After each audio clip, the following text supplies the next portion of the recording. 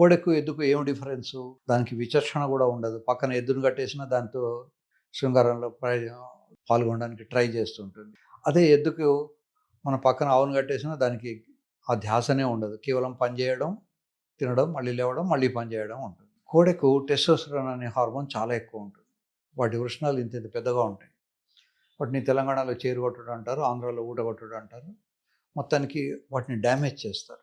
ఆ డ్యామేజ్ చేసిన తర్వాత అది పశువు గనుక బతుకుతుంది. మనుషులైతే చచ్చిపోతారు ఆ నొప్పికి. ఇకపోతే ఈ టెస్టోస్టెరాన్ హార్మోను నేచురల్‌గానే బాల్స్ నుంచి వస్తూ ఉంటుంది. రెండోది మజిల్స్ నుంచి వస్తుంది. అందుకనే ఎక్సర్సైజ్ అనేది చాలా ఇంపార్టెంటు లైఫ్‌లో. ఎక్సర్సైజ్‌లో especially aerobic exercise. Aerobic exercise అంటే రన్నింగ్, జంపింగ్, స్కిప్పింగ్, స్విమ్మింగ్ ఇవన్నీ గూడా ఏరోబిక్ ఎక్సర్సైజ్. ఇలాంటి ఏ ఎక్సర్సైజ్ చేసినా మంచిదే. సో, టెస్టోస్టెరాన్ హార్మోన్ రావాలనుకుంటే ఎక్సర్సైజ్ చేయండి.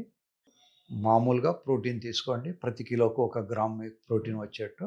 నేచురల్ ఫుడ్స్‌లో ఇందాక నేను చెప్పినట్టు దానిమ్మ పళ్ళు వగైరా వాటితోటి వస్తుంది. ఫుడ్ వల్ల కన్నా గూడా ముఖ్యంగా మనిషికి రెండే సోర్సెస్. ఒకటేమో బాల్స్ నుంచి వస్తుంది. ఈ బాల్స్‌ని టైట్ అండర్‌వేర్ వేసుకోకుండా ఉండడం మంచిది. ఇక రెండోదేమో ఎక్సర్సైజ్ చేసినప్పుడు మజిల్స్ నుంచి కూడా వస్తుంది. ఇవి 2 నేచురల్‌గానే వచ్చాయి.